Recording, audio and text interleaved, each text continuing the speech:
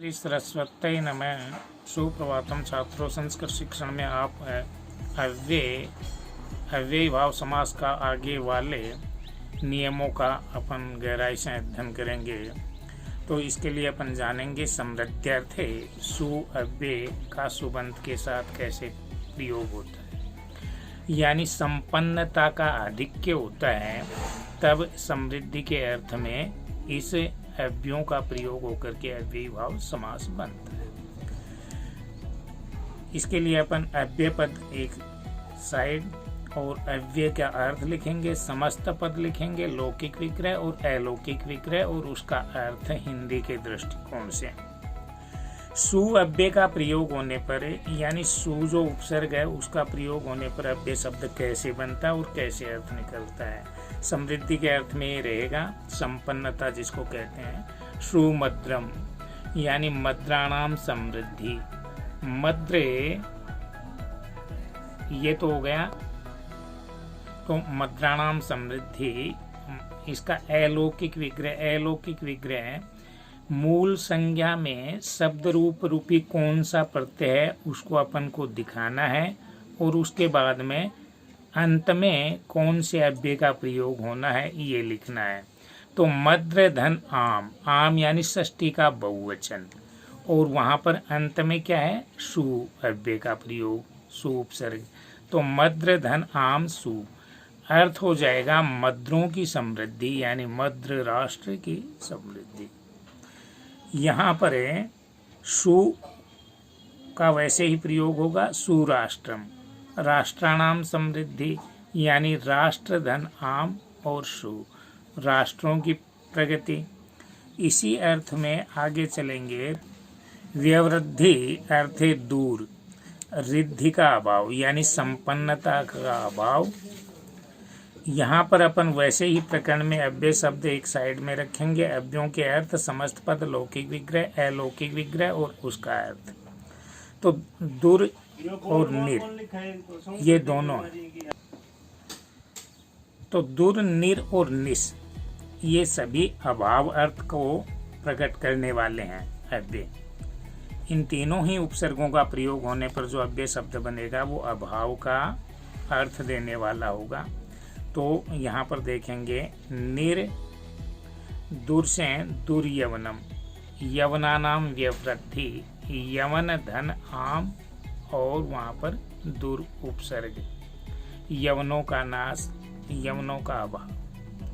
इसी प्रकार से निर्मक्षिकम, मक्षिकाणाम अभाव है, मक्षिका धन आम, आम वही षष्ठी बहुवचन और निरुपसर्ग, यह अलौकिक विग्रह। निर्जलम, तो यहाँ पर षष्ठी विभक्ति का प्रयोग करके प्राय करके समस्त लौकिक विग्रह को अपन करेंगे। जलस्य अभाव है और वहाँ पर अलौकिक विग्रह में अपन दिखाएंगे जल धन आम धन निर। इसी क्रम में आगे देखेंगे तो अपन पाएंगे निर का प्रयोग करते हुए निर्मस्कम, मस्कानाम अभाव है, मस्सक धन आम और निर्दोषम, दोषाणाम अभाव है, दोष धन आम निर। यहाँ पर दोष मूल संज्ञा है, आम उसका प्रत्यय है, शब्द रूप का षष्ठी बहुवचन और निर उपसर्ग है। इस प्रकार से ये अलौकिक विग्रह हो जाएगा।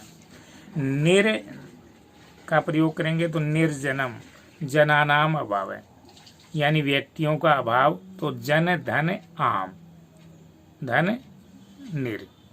यहाँ पर देखेंगे वही जन मूल संज्ञा है, उसमें आम प्रत्यय शब्द रूपी है और यहाँ पर निर उपसर्ग है।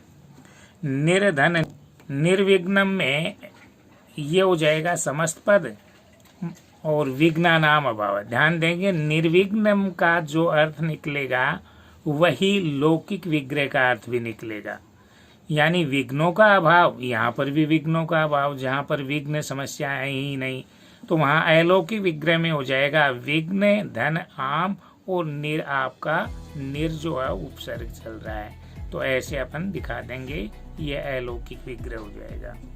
निरे का प्रयोग करते हो निर्द्वंद्वम, तो द्वंद्वानाम अभाव है, जहाँ पर द्वंद्व, असमंजस या किसी प्रकार का वाक्य संवाद का अभाव नहीं हो, अभाव हो तब तो निर्द्वंद्वम, द्वंद्व का अभाव मानी अकेला ही सत्य का स्पष्टीकरण करने वाला, अभाव द्वंद्व हो ही नहीं, तो द्वंद्व धन आम प्लस निर।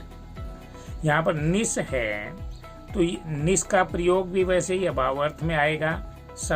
शब्द का प्रयोग करेंगे तो निष्फलम बना, तो यहाँ पर क्या हो जाएगा, लौकिक विग्रह फलानाम अभाव है, यानी फलों का अभाव। इसका अलौकिक विग्रह फल मूल संज्ञा है, आम षष्ठी का बहुवचन है तो वो दिखा देंगे, और निस आपका उपसर्ग चल रहा है तो इसको लास्ट में अंत में लिख देंगे।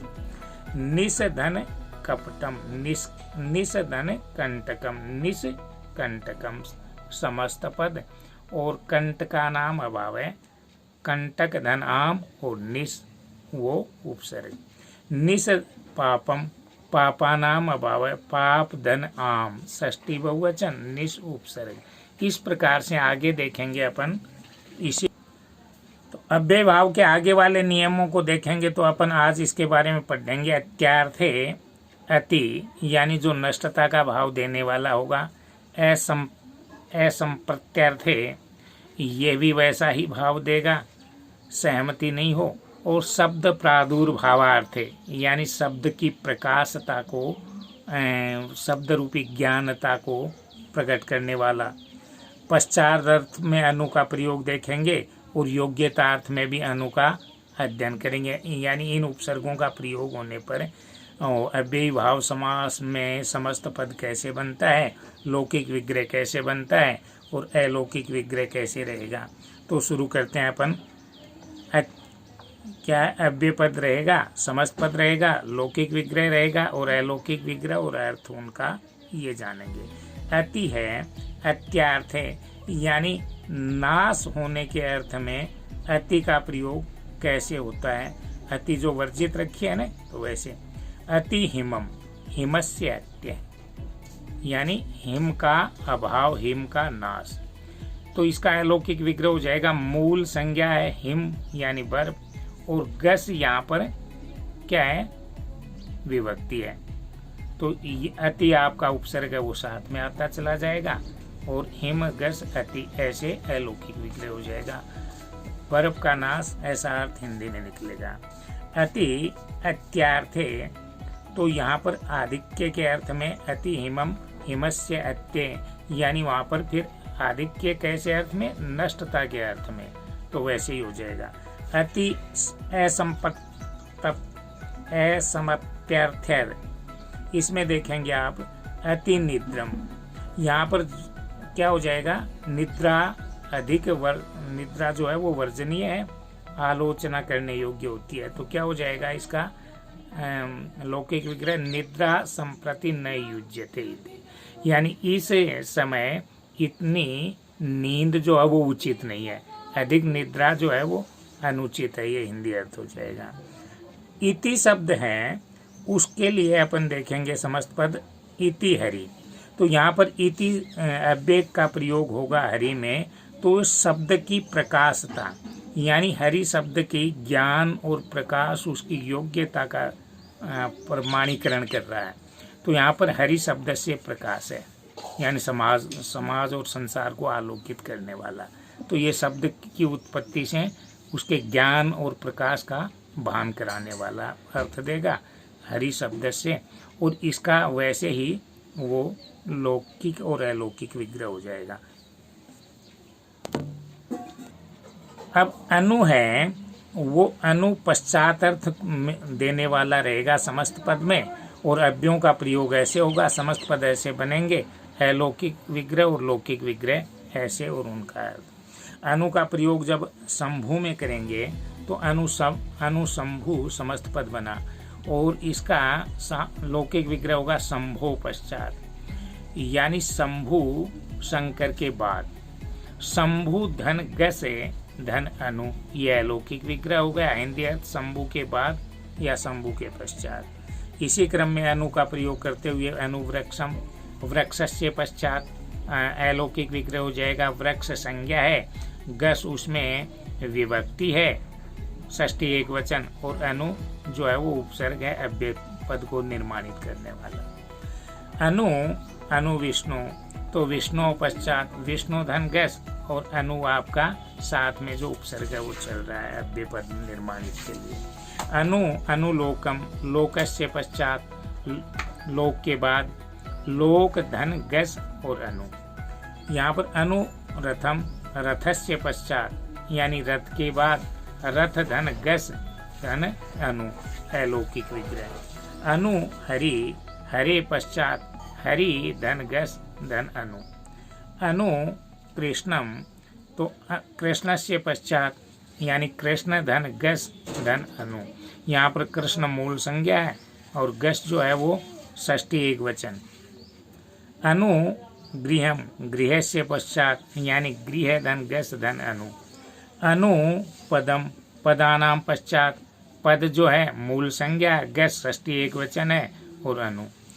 अनु जनकम, जनकस्य पश्चात तो पिता के बाद तो जनक मूल संज्ञा, गस षष्ठी एक वचन, अनु अव्यय।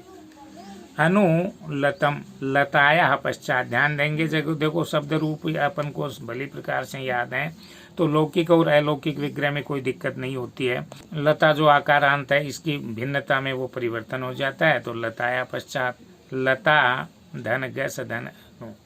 यहाँ पर अनु का प्रयोग दिनम में करेंगे तो दिनम दिनम यानी दिनों दिन, कई दिनों के बाद। इस प्रकार से ऐसे अर्थ निकलते चले जाएंगे। अब उसी अनु का प्रयोग अपन योग्यता अर्थ में करेंगे तो कैसे समस्त पद प्राप्त होंगे। जैसे अनुरूपम है तो यहाँ पर रूपस्य योग्यम यानी उसके रूप के अनुकूल जो है योग्य है, उसका अपन अलौकिक विग्रह करेंगे तो रूप धन गस धन अनु। इसी प्रकार से अनु का गुणम में प्रयोग करेंगे तो अनुगुणम समस्त पद रहेगा, और गुणानाम योग्यम, गुणों के योग्य, गुण धन गस धन अनु, ये अलौकिक विग्रह। गुण मूल शब्द और गस उसका विभक्ति रूपी प्रत्यय, षष्ठी एक वचन, अनु अव्यय। अनु व्रतम, व्रतस्य योग्यम, तो यहाँ पर व्रत करने के योग्य जो है व्रत मूल संज्ञा है, गस षष्ठी एक वचन है, अनु अव्यय है। इस प्रकार से इसको अपन ध्यान से देखेंगे तो अपन पाएंगे कि इस समास में षष्ठी विभक्ति का प्रयोग करते हुए लौकिक विग्रह किया गया है, और मूल अव्यय अंत में चला जाता है अलौकिक विग्रह में, और अलौकिक विग्रह में विभक्ति का प्रकटीकरण वैसे ही कर दिया जाता है जैसे शब्द रूपों में प्रत्ययों का प्रयोग किया जाता है। तो धन्यवाद, इसको सब्सक्राइब करें, लाइक करें और शेयर करें।